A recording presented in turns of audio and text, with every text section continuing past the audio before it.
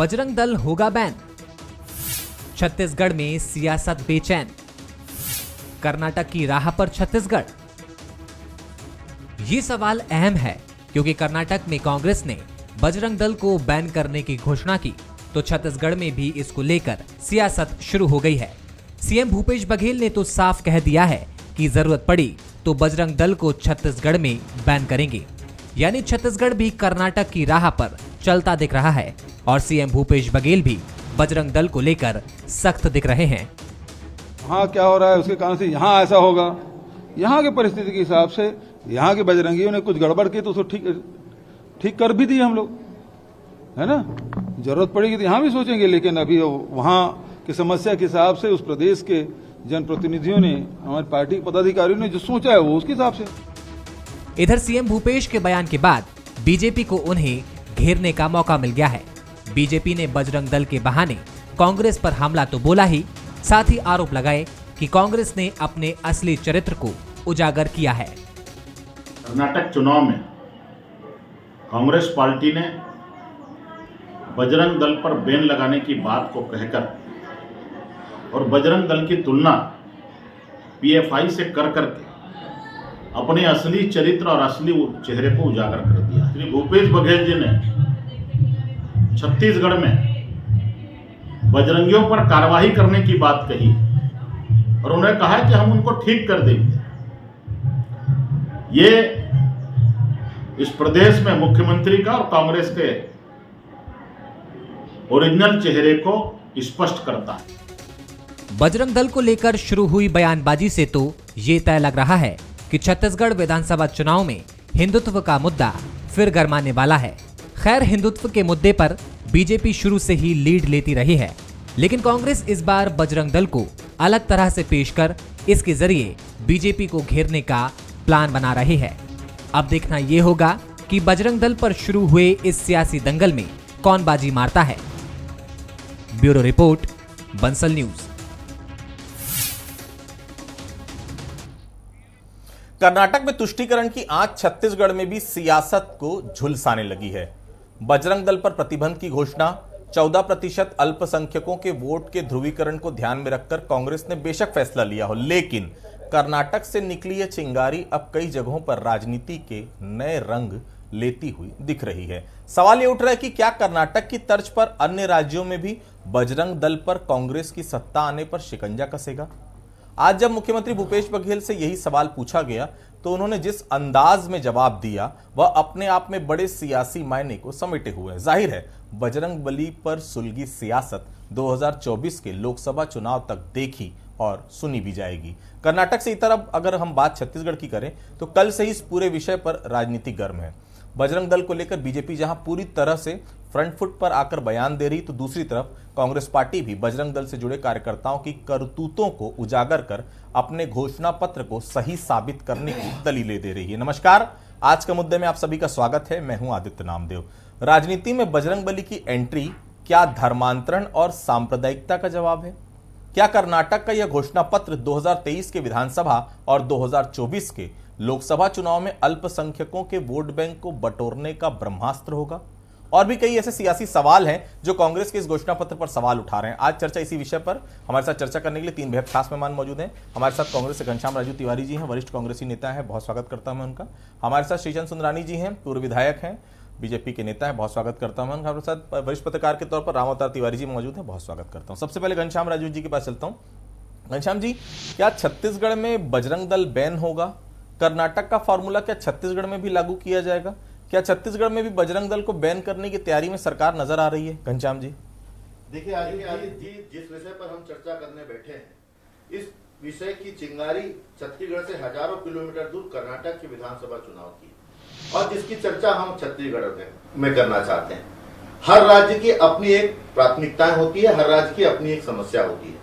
आदित्य जी, इसमें कहने में कहीं गुरेज नहीं है कि आज जिस प्रकार से एक प्रादेशिक मुद्दे को लेकर पूरे देश भर में जो परिस्थितियां निर्मित है, आरएसएस भाजपा पोषित बजरंग दल का जो उत्पात और उन्माद कर्नाटक विधानसभा या कर्नाटक राज्य में देखा गया है, जिसकी बहुत सारी तथ्यों के आधार पर मेरे पास उसकी संख्या है। अकेले कर्नाटक में आदित्य जी पिछले 4 सालों में 3 दर्जन से अधिक घटनाओं में बजरंग दल के लोगों का हाथ है। 6 से अधिक लोगों की हत्या हुई, जिसमें 3 लोग दलित थे जो बजरंगियों ने हत्या की है। मूल विषय तो इस बात का है कि बजरंग बली जी का नाम लेकर उन्हें दंगा या फसाद या असामाजिक कृत्य करने का यह अधिकार किसने दिया है। विषय इस बात का है कि छत्तीसगढ़ जैसे शांत प्रदेश में इस प्रकार की परिस्थितियां न निर्मित है न निर्मित होने दिया जाएगा, क्योंकि छत्तीसगढ़ में कानून का राज है। विषय इस बात का है कि देश के पूरे परिदृश्य में आज जिस प्रकार से मूल विषयों पर चर्चा करना छोड़ के मैं कहना चाहूंगा कि मीडिया जिन बातों को चर्चा कर रहा है, आज हमारी पहलवान बेटियां सड़कों पर न्याय के लिए गुहार लगा रही है, आंसू बहा रही है। आज पूर्व राज्यपाल सत्यपाल मलिक जैसे पुलवामा की घटना पर अपने तथ्यात्मक बयान दे रहे हैं, लेकिन देश की मीडिया उस पर चर्चा नहीं कर रही। आदमी दुख है इस बात का, लेकिन भारतीय जनता पार्टी भगवान बजरंग बली के, देखिए बजरंग बली हमारे आराध्य देवता हैं और उनका मान सम्मान के नाम पर जोड़कर किसी को भी उन्माद करने की अनुमति इस देश में नहीं है। तो इन परिस्थितियों में अगर कर्नाटक में बजरंग दल पर बैन लगता है तो मुझे नहीं समझ में आता कि देश भर में उस पर चर्चा करके भारतीय जनता पार्टी फिर से अपनी कुंठित मानसिकता के आधार पर धर्म के रास्ते राजनीति रोकने का जो सेकने का प्रयास कर रही है, यह देश में चलने वाला नहीं, यह छत्तीसगढ़ में चलने वाला नहीं। आदित्य जी, सुंदरानी जी, यह तो अप्रत्यक्ष रूप से आपकी एक सहयोगी पार्टी बजरंग दल पर बैन की बात है सुंदरानी साहब, क्योंकि विश्व हिंदू परिषद, बजरंग दल, यह तो आपको ही सपोर्ट करते हैं। क्या कहेंगे कर्नाटक में जिस तरह से घोषणा पत्र कांग्रेस ने शामिल किया है घोषणा पत्र में, आपकी सहयोगी इकाइयों पर चोट करने की तो तैयारी नहीं एक एक करके? सुंदरानी साहब देखिए आदित्य जी, सबसे पहली बात तो क्या किसी राज्य सरकार को किसी संगठन पे बैन करने की अधिकार है? बजरंग दल हो, विश्व हिंदू परिषद हो या संघ परिवार हो, इसके ऊपर लगातार कांग्रेस की तिरछी नजर रही है। कांग्रेस पार्टी की रही है। 1992 में नरसिम्हा राव की सरकार थी, बाबरी ढांचा ढहाया गया था, उस वक्त भी बजरंग दल, विश्व हिंदू परिषद और आरएसएस पे प्रतिबंध लगाया था। 3 महीने के अंदर जवाब देना पड़ता है कोर्ट के सामने कि किन परिस्थितियों में और क्यों बैन किया गया। वो 3 महीने में साक्ष्य देने में विफल रही केंद्र की सरकार, वो प्रतिबंध अधूरा रह गया। लगातार ये टारगेट करते हैं हिंदू संगठनों पे। लगातार जो हिंदू संगठन शांति के प्रतीक हैं, जो हिंदू संगठन समाज को एकत्रित करके समाज को सही दिशा में लाने का काम करते हैं। हनुमान जी, बजरंग बली दक्षिण से आते हैं, दक्षिण के ही वो पात्र के रूप में रामायण में वो रहे, और वहीं दक्षिण से मंगलवार के दिन बजरंगियों पर प्रतिबंध लगाने की बात कांग्रेस पार्टी करने जा रही है। निश्चित रूप से क्या बजरंग दल पे इसलिए प्रतिबंध लगना चाहिए कि वो हनुमान चालीसा का पाठ करते हैं, हनुमान जी का गुणगान गाते हैं? क्या इसलिए बजरंगियों पर प्रतिबंध लगाना चाहते हैं कि वो प्रभु राम की सेना के रूप में हनुमान जी की प्रशंसा करते हैं? हिंदुओं को जागृत करने का काम करते हैं, हिंदुओं को संगठित करने का काम करते हैं, कहीं न कहीं अत्याचार और अन्याय के खिलाफ लड़ने की बात करते हैं। किसी संगठन ने, बजरंग दल के लोगों ने कहाँ ऐसी अराजकता की स्थिति पैदा की? बहुत सारे संगठन देश में ऐसे काम कर रहे हैं जो अराजकता और कहीं न कहीं कानून व्यवस्था या बहुत सारी घटनाएं देश में होती है, आतंकवाद से जुड़ी घटनाएं होती है, ऐसे संगठन भी देश में काम करते हैं, लेकिन बड़े दुर्भाग्य से वो कांग्रेस पार्टी को दिखता नहीं है। दिखता है तो आरएसएस, विश्व हिंदू परिषद, बजरंग दल दिखता है। मुझे बड़ा हास्यास्पद लगता है जब भूपेश बघेल जी इस बात को कहते हैं कि छत्तीसगढ़ में भी बजरंग दल पर प्रतिबंध लगाने का हम सोच सकते हैं। जी, तो क्या इनके अधिकार में है? पहले तो ये बताएं। जी रामोदर जी, कर्नाटक में अगर बजरंग दल को बैन किया गया है तो छत्तीसगढ़ में राजनीति गर्म होने की वजह आप क्या मान रहे हैं? ऐसा तो नहीं होना चाहिए, क्योंकि दूसरे प्रदेश की परिस्थितियां अलग है, वहां अलग अलग चीजें होती है। हर घोषणा पत्र अलग अलग राज्य की परिस्थितियों को ध्यान में रखकर, छत्तीसगढ़ का भी घोषणा पत्र आपने देखा, वहां का भी घोषणा अलग अलग राज्यों की परिस्थिति को देखकर बनाया जाता है, क्योंकि अलग अलग राज्यों की अलग अलग परिस्थिति होती है। वहां का जिक्र यहां और अचानक राजनीति हावी, क्या मानते हैं आप? देखिए, भाजपा हिंदुत्व की राजनीति करती है और उस पर कांग्रेस को आना नहीं चाहिए। कांग्रेस आएगा तो भाजपा के बीच में कांग्रेस आउट होने की संभावनाएं रहती है। दूसरी बात, छत्तीसगढ़ की तासीर अलग है, कर्नाटक की तासीर अलग है, बिल्कुल जी। इसलिए यहाँ पर ऐसा नहीं लगता कि ऐसी स्थिति उत्पन्न होगी, क्योंकि यहाँ पर बजरंगियों ने कोई उत्पात मचाया है, कोई बड़ी घटना की है, ऐसा नजर नहीं आता। तीसरी बात जो है कि बहुत सारे विषय हैं जो समस्याएं हैं, पानी, बिजली, सड़क, विकास, बेरोजगारी, इस पर कोई बात ही नहीं महंगाई, कर रहा है। इस पर ना करते हुए इन मुद्दों की तरफ जाना एक तरह से धर्म का अपमान भी है, क्योंकि धर्म का जो मेन उद्देश्य है वो अच्छा जीवन है, अच्छा संकट मोचन है, वो संकट तो समस्याओं को दूर करते हैं। ये बजरंगबली जो राजनीति में है वो संकट पैदा करने वाले दिख रहे हैं। तो इस पर कहीं न कहीं राजनीतिज्ञों को इस चुनाव के समय, क्योंकि भावनात्मक मुद्दे, चुनाव लाभ के मुद्दे, इस तरह के मुद्दे उठाने के बजाय जनता से जुड़ी समस्याएं हैं, बहुत दिनों दिन बढ़ती जा रही है, उसके हल के लिए अगर सार्थक चर्चा हो, सार्थक कदम उठाया जाए तो ज्यादा बेहतर होगा राजनीति के लिए, प्रशासन के लिए और प्रदेश के लिए। ये जो मुद्दे हैं धर्म के मुद्दे या जो गुंडागर्दी करते हैं वो प्रशासन का काम है, प्रशासन को अपना काम करने दीजिए। जो भी पार्टी, जो भी संगठन उत्पात मचाएगा, जैसा यूपी में जो उत्पात मचा रहे हैं उनको शासन बेतरती तरीके से उनका मार रही है, तो वैसी ही प्रशासन दिखाइए, तो कोई भी पार्टी, कोई भी संगठन बदमाशी नहीं करेगा, लोगों का जीवन आम अच्छा जीवन होगा। जो आम आदमी जीना चाहता है उसका जीवन जीने के उपायों पर सोचा जाए तो सार्थक बहस, सार्थक राजनीति और सार्थक प्रशासन दिखेगा। बिल्कुल। घनश्याम जी, आप लोग शुरू से ही धर्मांतरण, सांप्रदायिकता के लोग बीजेपी को बताते हैं कि बीजेपी का सियासी हथियार है। जाहिर सी बात है इन दोनों चीजों में बजरंग दल, विश्व हिंदू परिषद जैसी जो सहयोगी इकाइयां हैं भारतीय जनता पार्टी की, वो बीजेपी को सहयोग करती है। तो क्या बैकडोर से आप लोग बीजेपी पर वार कर रहे हैं, ऐसा लग रहा है? देखिए आदित्य जी, माननीय सुप्रीम कोर्ट न्यायालय ने एक फैसला दिया है कि देश में जब तक हेट स्पीच पर राजनीति को जोड़कर बयानबाजी होगी तब तक ये परिस्थितियां निर्मित होगी। इस बात को कोट करने का आशय यह है कि माननीय न्यायालय ने भी कहा है कि राजनीति में धर्म को नहीं लाना चाहिए, लेकिन नासय रोग हरय सब पीरा, जपत निरंतर हनुमत बीरा, भारतीय जनता पार्टियों के मानसिक रोग की स्थिति से यह ग्रसित है, जो इस प्रकार से बजरंग दल को बजरंग बली बनाकर जो प्रस्तुत करने का जो वो प्रयास कर रहे हैं पूरे देश में, मुझे नहीं लगता ये इसमें सफल होने वाले हैं। फरवरी 2023 की बात है, दलित कृष्णा की हत्या वहां पर दिनेश नामक युवक ने की, ये पिछले फरवरी की मैं बात कर रहा हूं। हम ये नहीं कह रहे हैं कि किसी भी दल को बैन करने की आवश्यकता पड़नी चाहिए, लेकिन जो दल किसी नाम का उपयोग करके, वो भी कहीं ना कहीं सनातन धर्म के उन भगवानों का नाम का उपयोग करके अगर कृत्य करते हो, असामाजिक कृत्य करते हो, तो वो बैन क्यों नहीं होना चाहिए? इन हत्याओं का जवाब कौन देगा? आज अगर बजरंग दल इस प्रकार की घटनाएं कर रही है तो क्या उसमें कर्नाटक जैसे राज्य में जहां पर इस बातों की परेशानियां हैं, क्या चर्चा नहीं होनी चाहिए? और उस चर्चा को जिस प्रकार से छत्तीसगढ़ में लाके थोपने का जो प्रयास हो रहा है, उस पर जो देश भर में मीडिया चर्चा कर रही है, मुझे आपत्ति इस बात की है कि यह देश सनातन धर्मों का है, यह देश बजरंगबली के मानने वालों का है। ये राजनीति धर्म के रास्ते करने वाले बाज आ जाए, नहीं तो देश की जनता इन्हें ठिकाने लगाएगी। सुनारी साहब, मुख्यमंत्री जी ने एक बात कही है, यहां पर अगर कोई शिकायत आएगी तो बैन करने पर विचार किया जाएगा। उन्होंने एक बात और कही है, रामावतार जी भी सुने होंगे, जो बजरंगी यहां पर गड़बड़ी कर रहे थे उन्हें ठीक कर दिया गया है। उस पूरे बयान को किस तरह से देख रही भारतीय जनता पार्टी? क्योंकि आज जो विजय शर्मा का बयान आया है इस विषय पर तो वह काफी आक्रोशित भी नजर आ रहे हैं। जी सुनारी साहब। देखिए, मुख्यमंत्री भूपेश बघेल जी की एक हमेशा बोलचाल की भाषा में वो ऐसा आक्रमण की भाषा बोलते हैं कि उनको समझ में ही नहीं आता वो क्या बोल रहे हैं। मैं तो ये कहूंगा कि सबसे ज्यादा इस देश में आजादी के बाद कांग्रेस पार्टी ने राज किया है।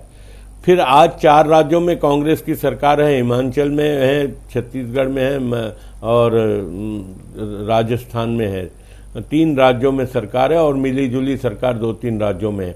तो क्या एक भी उदाहरण इनके पास है कि बजरंग दल, विश्व हिंदू परिषद या संघ परिवार के लोगों ने कोई राष्ट्र विरोधी गतिविधियों में शामिल रहे?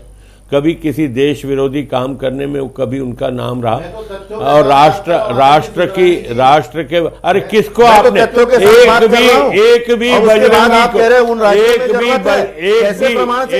बजरंग बली का एनसीआरबी के आंकड़े उठा लीजिए कर्नाटक के, आपको पता चल जाएगा कि किस प्रकार से बजरंग दल से जुड़े लोगों ने सामाजिक कृत्य किए जुड़े। और आप कह रहे हैं कि राज्यों की जरूरत है? किसी एक व्यक्ति हर उन राज्यों के विषय पर बात कर रहा हूं जहां पर असामाजिक कृत्य एक व्यक्ति और को वो कोई भी दल क्यों ना हो, खड़ा उस किया पर बैन लगना चाहिए। एक देश भी में कानून व्यक्ति है, को- देश में संविधान है, संविधान- लेकिन इस प्रकार से संविधान की व्याख्या हमें मत समझाइए। कोई भी दल अगर इस प्रकार के संविधान सामाजिक की कृत्य व्याख्या करेगा हमें तो मत उसे देश समझाइए। बर्दाश्त नहीं करेगा। हम भारत माँ के लेकिन मैं ठकुर फिर से कह रहा हूं, माँ आपको भारत को प्रमाणित माँ तौर पर मानने कह रहा हूं, वाले लोग आप हैं। कर्नाटक के हम एनसीआर के आंकड़े एक उठा के भूमि को देखिए, माँ का उसके बाद दर्जा बात देते करिएगा हैं। आप हमें क्या लोगों को संविधान की भड़कना बात मत करिए, सिखाइए। धर्म के नाम पर भारत राजनीति माता करना को बंद करिए, माँ कहने धर्म के नाम पर वाले ढोंग करना बंद भारतीय करिए। जनता पार्टी संघ परिवार के लोग हैं। राजू घनश्याम तिवारी जी, ठीक है रामदर जी रामदर जी, बजरंग दल को बैन करने की घोषणा पत्र में जो जगह मिल रही है, क्या इस बात की तरफ इशारा नहीं करता है किसी एक वर्ग विशेष को संतुष्ट करने के लिए दांव चला गया है? मेरा इशारा मुस्लिम वोट बैंक की तरफ है जो कर्नाटक में 14% है। रामदर जी, कहीं ना कहीं कांग्रेस जो है जमीनी हकीकत को समझते हुए राजनीति नहीं कर रही है, मुझे ऐसा लगता है। आप जिस तरह से राजनीति कर रहे हैं, हो सकता है किसी एक वर्ग को संतुष्ट करने या एक वर्ग को नाराज करने, इस तरह की राजनीति का समय 2014 के बाद बदल गया है। कम्युनिस्टों की हालत देखिए, जो राष्ट्रीय पार्टी थी अब क्षेत्रीय पार्टी बन गई है। तो ये क्यों? इसी तरह के मुद्दे और इसी तरह की बातें जो है कहीं न कहीं वो ज्यादा बोलते थे। इसलिए जनता के चुनाव में लोकतंत्र का में जनता का क्या सोच है, क्या चाहती है जनता, तो उस तासीर को देखते हुए अपने घोषणा पत्र बनाइए, तो इस तरह के विवाद खड़ा नहीं होंगे।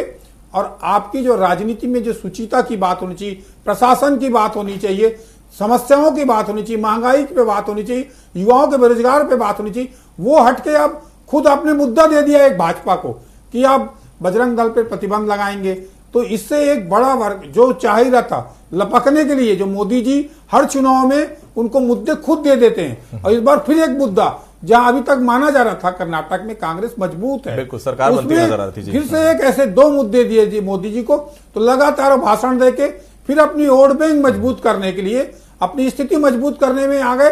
और लोगों ने भी विचार किया कि ये क्या हो रहा है। तो इस तरह की राजनीति में कहीं ना कहीं पर मुझे लग रहा है कि जिस तरह से राजनीति प्रशासन की होनी चाहिए, शासन की होनी चाहिए, समस्याओं पे होनी चाहिए, उन गरीबों के लिए योजनाएं जो देखिए, योजना उसमें घोषणा पत्र में योजना एक से एक बनाई गई। मैं पूरा कर्नाटक के घोषणा पत्र पढ़ा, वो मुद्दे दरकिनार हो गए जो जनता से जुड़े थे, लोगों से जुड़े थे। अब बजरंग दल सामने आ गया, ये आया योजनाबद्ध तरीके से आया हो।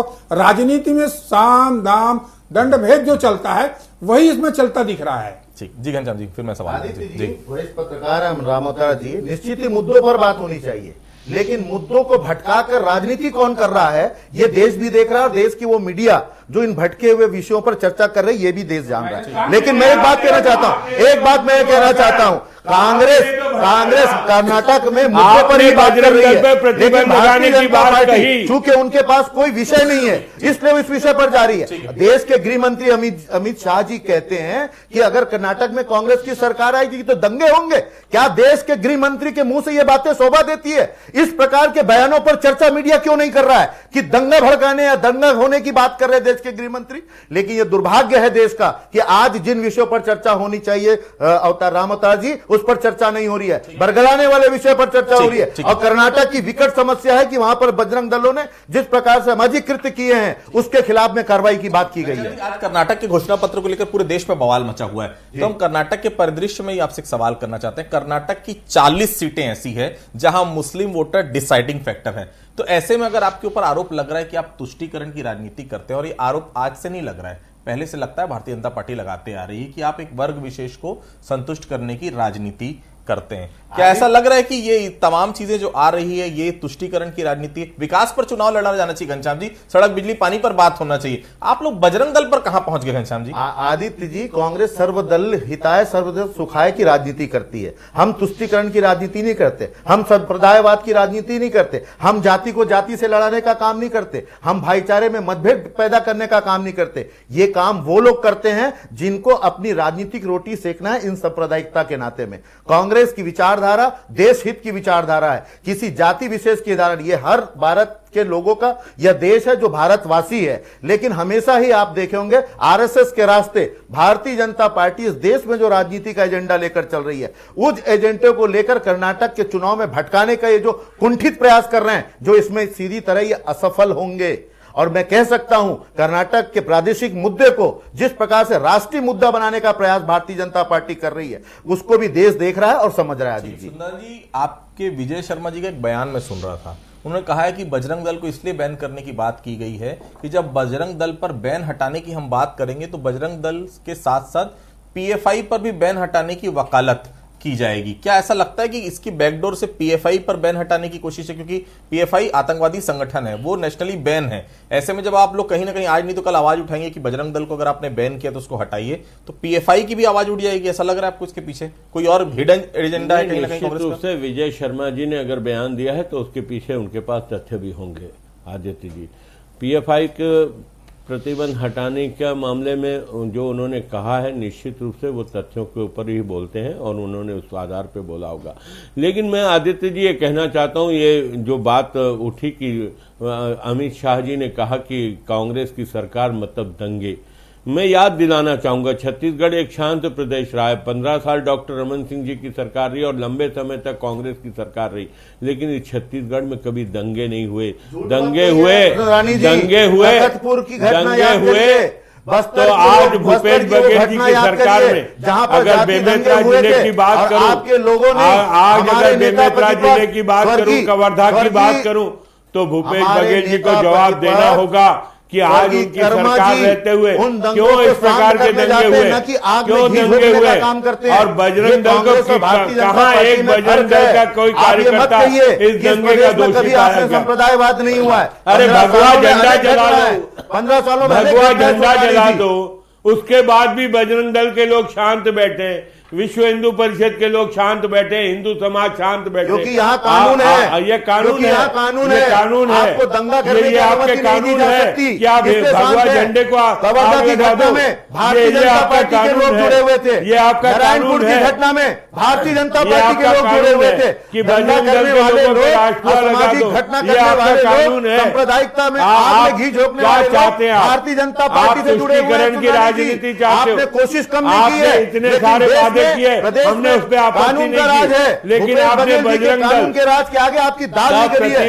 इसलिए आपने न तो कहीं न कहीं धर्मांतरण के देश नाम को पर और न ही आपने सांप्रदायिकता के नाम पर इस प्रदेश में जहर घोल सकने का काम किया है। कानून है इसलिए नहीं कर पाया। अरे ये कानून थोड़ी है आपका, ये कोई कानून का राज नहीं है कि जिस राज्य में भगवा झंडा जला दिया गया। क्यों थे कवर्धा बेमेतरा की घटना में भाजपा ही कवर्धा बेमेतरा की घटना क्या उदाहरण? आपके कार्यकर्ता दंगा अरे आप जहां रहोगे, आपकी जहां सरकार होगी वहां दंगे होंगे।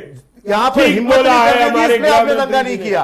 गृह मंत्री जैसे जिम्मेदार पद पे बैठे कोशिश आपने बहुत की है, कहा है, लेकिन तो कोशिश बात का अवसर नहीं मिल रहा है, 100% क्योंकि उस प्रदेश में कानून का राज है। सुंदरानी जी, यही कानून का राज है। ठीक है रामदास जी, बजरंग दल हो, सांप्रदायिकता हो, धर्मांतरण हो, इन सब की छत्तीसगढ़ की राजनीति में क्या कोई जरूरत है? कोई असर पड़ेगा विधानसभा चुनाव 2023 में? क्योंकि अभी जो राजनीति हो रही है ये क्यों हो रही है? इसके पहले तो ये सब छत्तीसगढ़ की राजनीति ना 2003 में देखा गया, ना 8 में, ना 13 में, ना 18 में।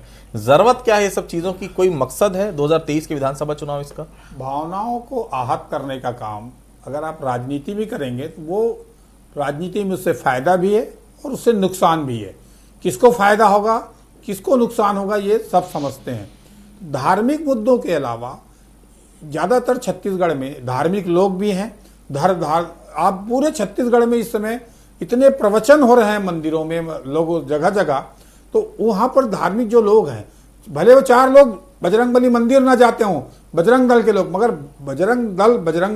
बजरंगबली भावनाएं आ गई, तो उस भावनाओं के आहत करने का कदम अगर राजनीति में उठाएंगे तो दूसरा उसका फायदा लेने के लिए जो लंबे समय से ये बात बोल रहा है, भाजपा जो है धर्म, अध्यात्म, संस्कार, संस्कृति की बात शुरू से पुरोधा बनी हुई है, तो उस मुद्दे पर क्यों जा रही है कांग्रेस, ये बड़ा समझ के परे। और छत्तीसगढ़ से कांग्रेस का गढ़ है।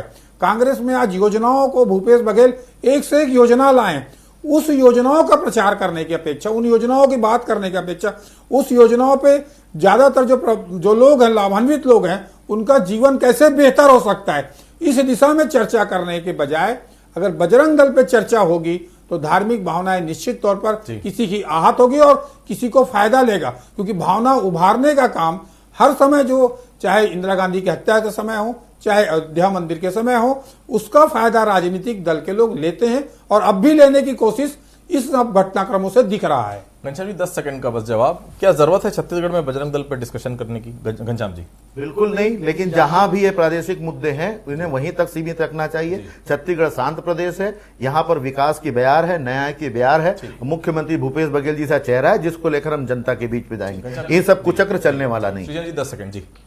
आदित्य जी, निश्चित रूप से क्रिया की प्रतिक्रिया होगी। अगर इन्होंने बजरंग दल पर प्रतिबंध लगाने की बात कर्नाटक में कही है तो निश्चित रूप से इसकी प्रतिक्रिया पूरे देश में होगी। कोई बजरंग दल का साथी, कोई विश्व हिंदू परिषद संघ परिवार का साथी आज देशद्रोही नहीं है, देश विरुद्ध काम नहीं करता और कहीं पे भी दंगा भड़काने का आरोपी बजरंगी नहीं हो सकता। मैं आपको दावे के साथ कह सकता हूं ये सिर्फ बदनाम करने की साजिश है। अगर ये कोई भी क्रिया करेंगे तो प्रतिक्रिया निश्चित रूप से हम देंगे। छत्तीसगढ़ 2003, 2008, 2013 और 2018 चारों विधानसभा चुनाव में कहीं भी इस प्रकार के मुद्दे सामने नहीं आए। छत्तीसगढ़ में सड़क, बिजली, पानी पर बात हुई है, भ्रष्टाचार के मुद्दे पर बात हुई है। 15 साल के लगातार शासन में जो गड़बड़ियां हुई थी, उस शासन की गड़बड़ियों का असर ये देखने को मिला कि 2023 के पहले 2018 का जब विधानसभा चुनाव तो कांग्रेस की सरकार आई और वो भी बहुत बड़े मैंडेट के साथ। ये विषय रहे नहीं कहीं छत्तीसगढ़ में, लेकिन चूंकि अब कर्नाटक है, कर्नाटक में चुनाव हो रहे हैं, वहां का विषय अगर छत्तीसगढ़ में आ रहा है और छत्तीसगढ़ में आने का कारण भी यही था, इसमें जब बयानों का सिलसिला शुरू हुआ, कहीं ना कहीं ये विषय आगे भी 2023 के चुनाव में देखने को मिल सकता है। आप सभी लोगों में से जुड़े, आप सभी लोगों को बहुत बहुत धन्यवाद। तो आज के मध्य फिलहाल इतना ही, बाकी खबरों के लिए आप बने रहिए बंसल न्यूज के साथ।